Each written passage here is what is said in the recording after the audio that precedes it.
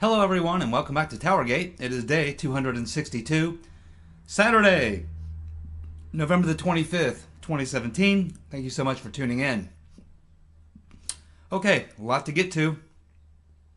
First, I want to follow up on a story I did yesterday talking about the Saudi prince who's engaging in some serious torture and interrogation over there in Saudi Arabia, trying to get the truth out of some of those crazy people.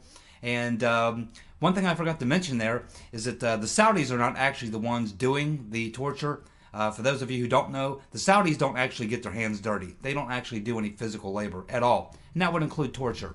The torture stuff and the hanging these guys upside down, beating them with a stick and all that sort of stuff, that would all be done by private American contractors, people like Blackwater, Z, and various other private defense contractors. They're the guys who are doing these interrogations. They're the specialists. And I mentioned from time to time that I have a friend who I went through jump school with who went on to become Special Forces Green Beret. He did 20 years as a Green Beret, got out of the military, went directly to work for a couple different defense contracting firms. I know he worked for Blackwater for a while. He was back and forth, Afghanistan, Iraq. I talked to him about every 3 or 4 months. I haven't heard from him in a couple of months. He generally can't give me a lot of details because so much of what they do is classified. But I get some information from him.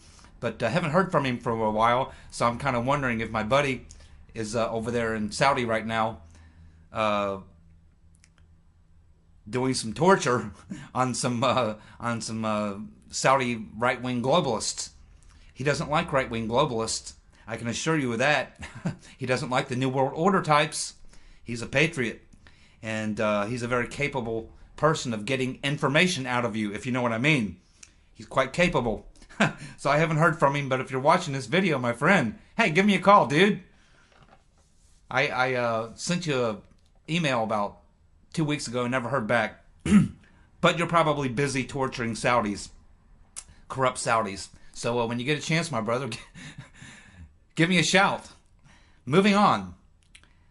This article that everybody's commenting on from the Salon about Hillary running in 2020 and why she's the best choice. As you guys know, I've been doing these TowerGate videos for a while. I've been saying that Hillary has every intention of running in 2020. Now, a lot of people say there's no way crooked Hillary can run in 2020. But what I'm saying there is that, no, I don't believe she's going to be the Democratic nominee. I don't think she'll be successful, but I think in the rotten Reverend Clinton's mind and crooked Hillary's mind, she is the one who will run against Trump in 2020 and beat him this time. This is exactly what's in her mind. She's nuts, okay? The rotten Reverend Clinton is nuts. She's senile. Things are not working very well. And remember, she lives in a different world where she's surrounded by yes people who do nothing but kiss her fat white ass. They will never tell her the truth. God knows what would happen to you if you ever looked at Hillary and said, you know, Reverend, I don't think that you're going to go over very well in 2020. No. That would probably get you thrown out of the house or wherever you're at, and maybe thrown under a bus for real. You know, that'd be tire marks on your back for a comment like that to the rotten Reverend to her face. Not even her husband has the courage to do that. But this Salon article making the case that the rotten Reverend is still the best hope for the Democrats in 2020. I couldn't tell when I read the piece if it was humor or serious, but we know that Salon, along with BuzzFeed and a couple others, people at the Washington Post, we know that they were part of the media organizations that were literally letting Clinton campaign people write stories. Then they would send the stories to Salon, to BuzzFeed, to Washington Post, and even to the New York Times, as I understand. Literally, they would let the Clinton campaign write their own stories. And then they would be posted in these various news sites. So this is what we know about Salon, but the article is just ridiculous. If you haven't read it, just go to Salon and read it. It's as you're reading it, you almost are thinking that this has got to be like tongue-in-cheek humor. This has got to be sarcastic humor. This can't be serious. But I'm telling you, the writer there at Salon is serious. Yeah, and he's making the argument, well, the rotten Reverend Clinton is the only Democrat with national name recognition. Well, that's true right now, but her national name recognition is soiled. The rotten Reverend Clinton lost for the very reason I said she would lose, going all the way back to the very beginning. is that the Rotten Reverend Clinton, Crooked Hillary, has always had very, very high negatives. Even when she was First Lady, very, very high negatives. It's really hard to win in the Rust Belt and in the South on a liberal agenda, which is what she has. So, yes, you can say she's got national name recognition, but it's not positive name recognition, Salon. And another thing, once a party determines after the midterm elections who their candidate's going to be in the next presidential race, I mean, they can drag anybody, just like Obama. They can pull him up underneath the mat, someone no one's ever heard of. But once you put tons and tons of media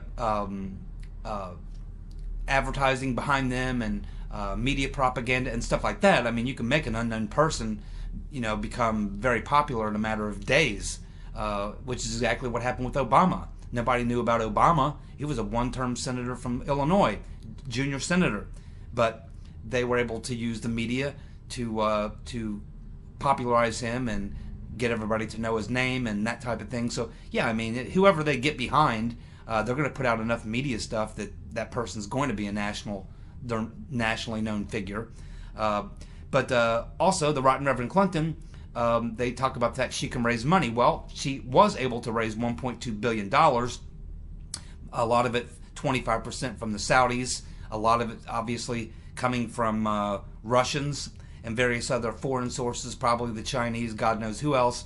But I don't think she'll have the ability to raise that kind of money again, because we can see right now that the Democrats cannot raise money. And it has a lot to do with the fact that Crooked Hillary is still out there with her face in the public, and Democratic donors are not down with that. So Salon is living in a dream world. Now, I can only assume at this point that this article was probably written by the Rotten Reverend and one of her, or a couple of her buddies who sat around in her house there and wrote the article and then gave it to Salon to put out there. So this is just the Rotten Reverend continuing to try to lay the groundwork for her campaign. And as I have said, her strategy is going to be that she is going to try to keep herself out there so that she stays somewhat relevant.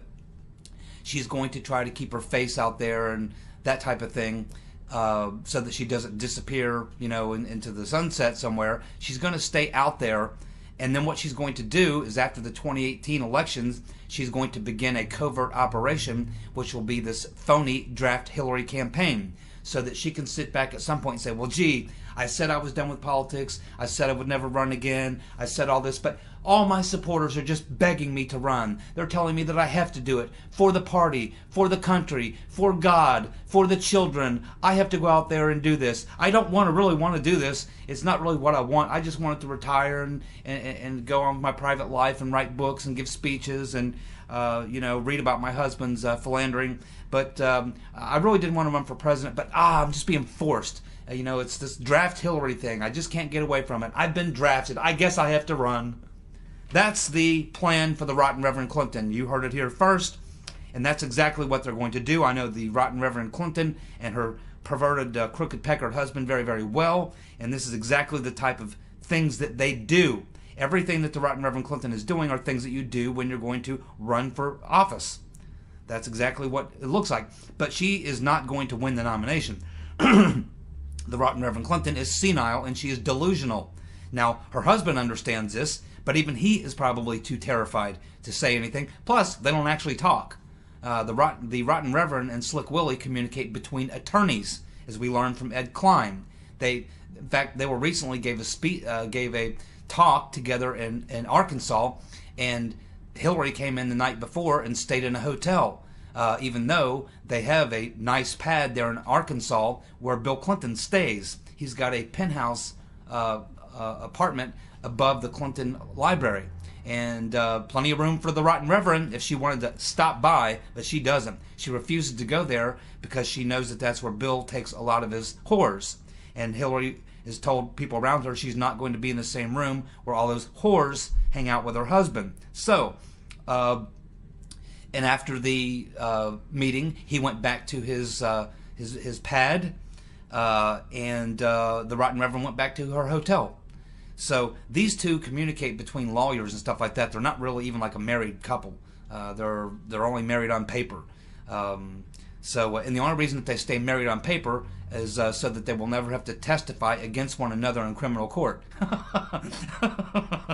This is probably the truth, my friends.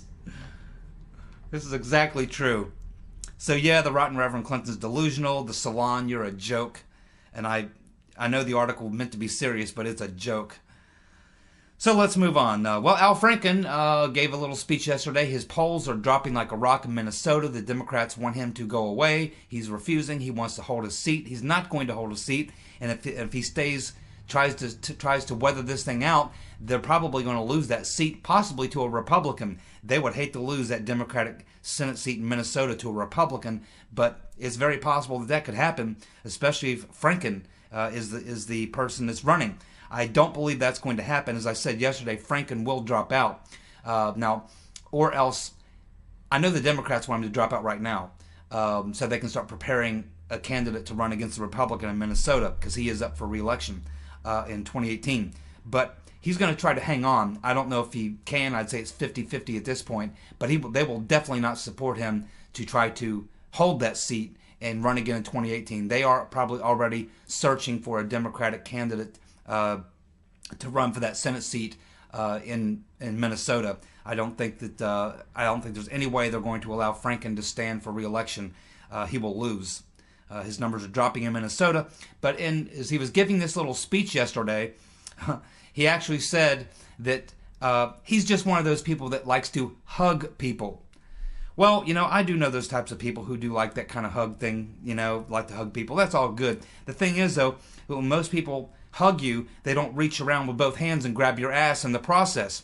This is the problem, Mr. Frankengroper. You have a bad habit of hugging a lot of people, and it appears women, thank God, that when you hug these women, you like to reach around and do a little grab ass. That's why I call you Al Frankengroper, Al Frankengrabber, Al Franken ass grabber, whatever you want to call it.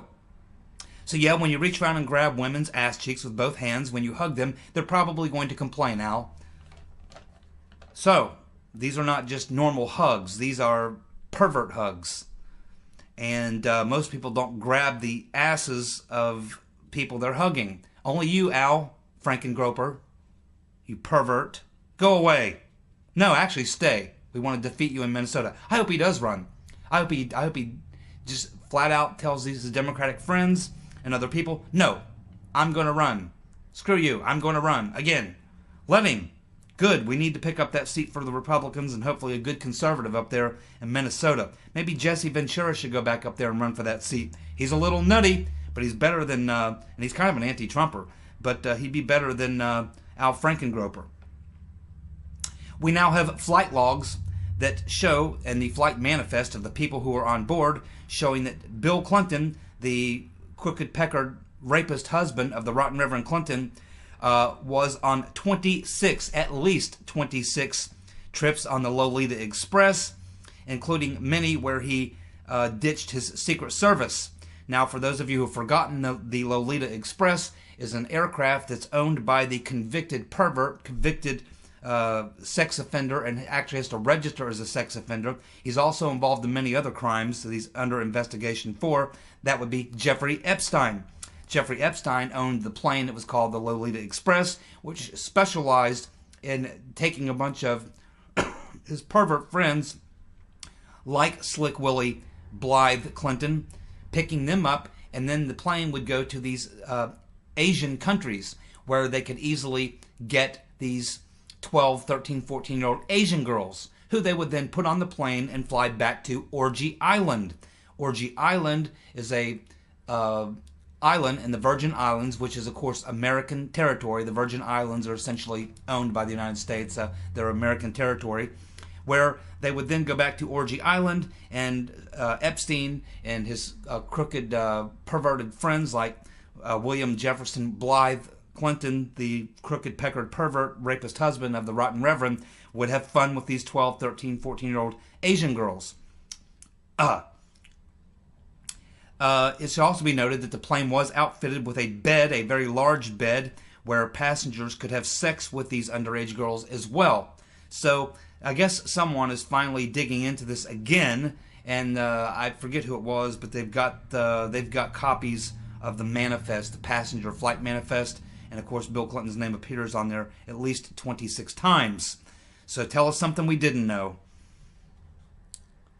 Well, we have a Republican representative named Matt Gaetz who says there is solid evidence that the FBI broke the rules in favor of the rotten Reverend Clinton during the botched email investigation led by James Comey. Well, yes, we actually did this story last week here on TowerGate. It appears that when the email investigation began, James Comey set up a special commission, something that's never been done before as far as we know, something that is not in the FBI regulations or any way, part, shape, or form of the normal protocol for conducting an FBI investigation. In other words, James Comey set up a little panel of what appears to be about 5 people, including himself, so that the regular, normal investigation, the way investigation would be done at the FBI, didn't happen. And so that just any FBI agents who may have been given these tasks would not be involved. Only Comey and just a handful of hand-selected people around him actually did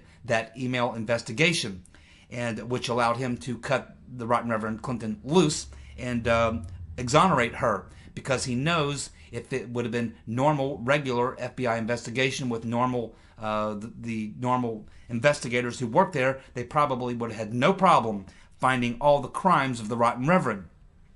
So this was some sort of a sneaky little secret deal that Comey put together, and it's now been exposed. It came out last week in the Washington Times is where the original article came out, but now we have this representative, Matt Gaetz, who's probably referring to the exact same story that I was referring to. He's just a week late.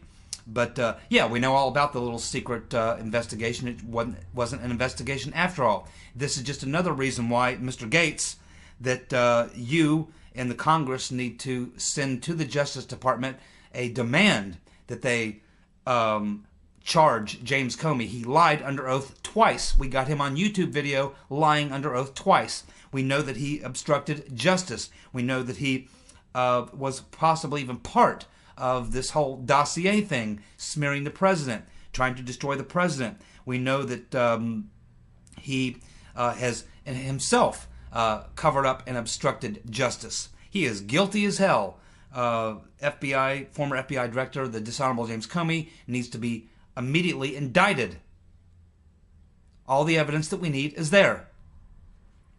So you people in Congress need to quit kicking this ball around. You need to get serious. You need to actually say that according to your investigation, you have reasonable cause, reasonable suspicion, probable cause that Comey was involved in criminal activity, and that there needs to be an indictment, or at the very least, a serious investigation by the Justice Department.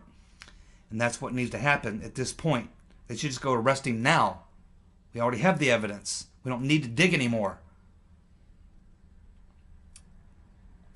A lot of people are talking about the fact that the rotten Reverend Clinton and her pervert rapist husband, Slick Willie, William Jefferson Blythe Clinton, have gone silent. And this has to do with the fact that on Thanksgiving Day, neither Crooked Hillary or Slick Willie sent out any happy Thanksgiving wishes to any of their friends or followers or victims. So a lot of people are saying, uh-oh, the Clintons have gone silent. Well, they just don't give a shit about, whether or not their friends, victims, families, conspirators, or whatever. They don't really care about anyone having a happy Thanksgiving. I don't know if they even care. My guess is that Hillary celebrated Thanksgiving with her good buddies Podesta and his friends, and they probably had pizza. Would be my guess. Slick Willie probably had some pizza there at his bachelor pad in Arkansas, along with some young Asian girls, would be my guess. They were probably a little too busy to send out any Thanksgiving wishes. But on a serious note, a lot of people are thinking that the Clintons are finding it very difficult anymore to make any public comments on Twitter or Facebook or go give speeches or anything else because of all the allegations swirling around them now about past crimes, present crimes, and crimes that we are going to learn about in the future. They are now, it looks like, getting into their fortress, going into defensive mode, and they'll now rely probably on lawyers and other acolytes of theirs to go out and try to do defense for them. So they're about to go in the hole and hunker down. That's what this looks like to a lot of people, and I would agree with that as well. Well, the Florida Democratic hopeful for governor, who's also a massive donor to the Democratic Party, has just shocked the Democratic world by announcing he is not going to run for that governor's seat in Florida. Not only that, he is going to leave the Democratic Party for good and become an independent. So they had this rich donor who they were going to try to get elected as the governor, Democratic governor of Florida, and they had basically, they were all in on this guy, believing he was going to be their best hope for a Democratic governor in Florida. But now he's pulled the rug on him and said, no, I'm not going to run. Not only that, I'm not even going to be donating anymore to the Democratic Party, and I'm going to leave the Democratic Party and become an independent. He'll probably be back in Bernie in 2020. If Bernie's still alive and is still coherent, which won't matter. They'll even run Bernie in 2020 even if he's dead and incoherent. That's right, they'll prop him up, give him some injections of Botox and roll him out there even though he's deceased. Run some tapes of previous speeches. $15 an hour. $15 an hour. That's what we need. $15 an hour. I am not a communist. I am not an atheist. $15 an hour. There we go. You can even get a laugh track to go along with that if you like. Okay. Well, here's another story that shouldn't surprise any of us. The Washington Post reporter Janelle Ross, who is the senior White House reporter for the Washington Post, sat in on a panel at a secret gathering of Democrats, and she offered strategic advice on how they should conduct their business. Of course, working closely with them at the Washington Post, I'm sure. So here you have the senior writer for politics, Washington politics, the Beltway reporter for the Washington Post, Janelle Ross, whose stuff I don't even read because it's so left-wing and radical and biased. She attends a secret meeting where she's colluding with a political party, which you're not supposed to do as a journalist, and she's colluding with them, telling them, giving them strategic advice. In attendance at this meeting was, of course, George Soros, along with some high-level Democratic operatives at the state and federal level, as well as liberal activists and donors. There you go. No big surprise there. Well, then we have Josh Kaplan from the Gateway Pundit telling us that he's now discovered that Fusion was hired to create the fake story that proved Trump-Russia collusion after the alleged DNC hack. And this report is coming from inside the House Intel Committee. So basically, Devin Nunez has a team of attorneys and investigators that work for him in the House Intelligence Committee.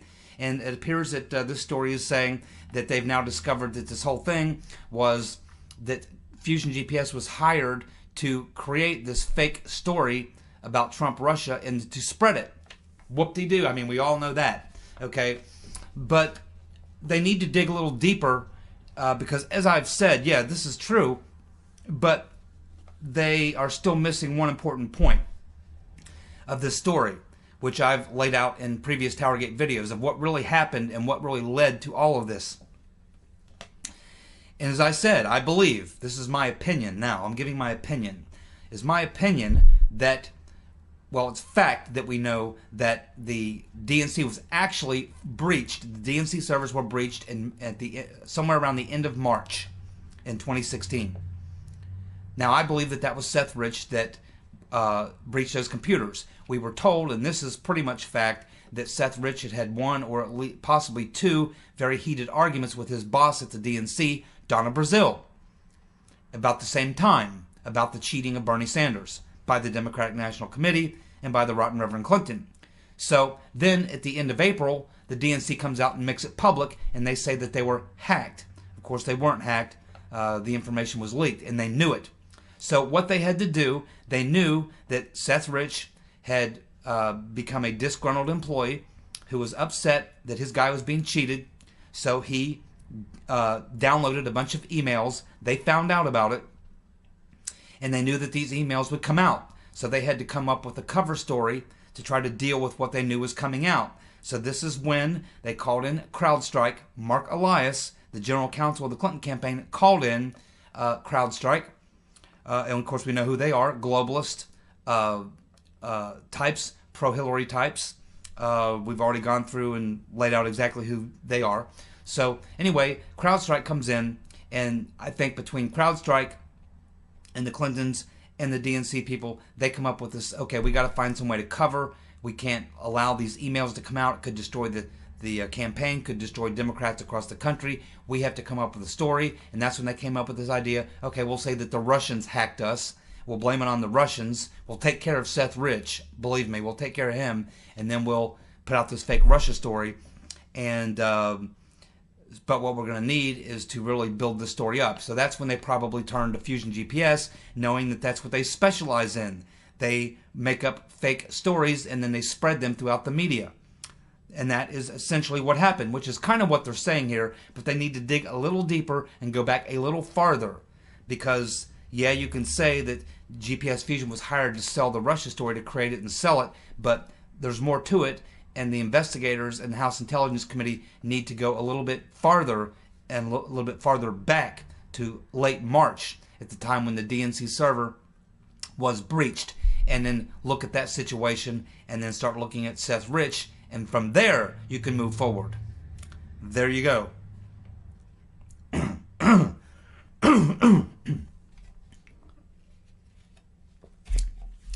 Rowan Scarborough, The Washington Times.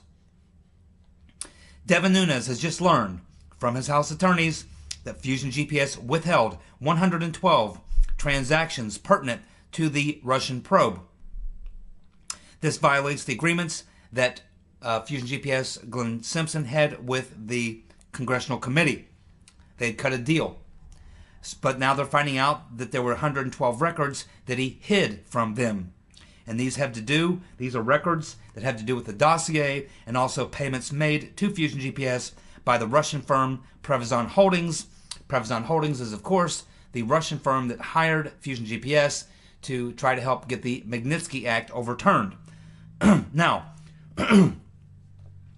basically what we're learning here and what they're starting to figure out is that Fusion GPS uses law firms to hide their activities. Not just one, not just two, not just three, but possibly dozen or dozens of law firms who they do their operations through to hide their activities.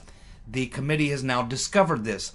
So now Devin Nunez is pissed. First of all, he is going to now get those 112 financial transactions that were hid from him, violating their agreement.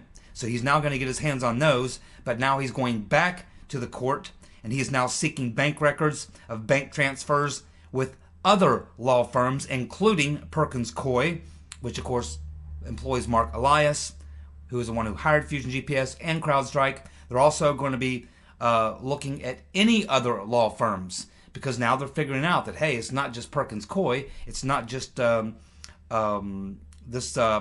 Baker Hostetler, but there could be many law firms that were used by Fusion GPS as fronts to hide the activities of what they were doing. And there you'll probably find many more checks made that were payable to other people, possibly Christopher Steele, possibly these intermediaries, possibly the Russians, possibly this guy, that guy, God knows who. But it's become very obvious that Fusion GPS uses these law firms, I'm sure Democratic law firms, who are essentially activist lawyers working for them, and this is how they hide their activities. And so Devin Nunez is realizing this based on the investigation that's been done by his attorneys and investigators for the House Intelligence Committee. So now he is going hog wild on this deal. He's going full bore. He's going to go to court, and he's going to want to get bank records from all these law firms that Fusion GPS associates with and uses. And he's going to get them. Believe me, it's going to be like pulling teeth, but he's eventually going to get what he wants.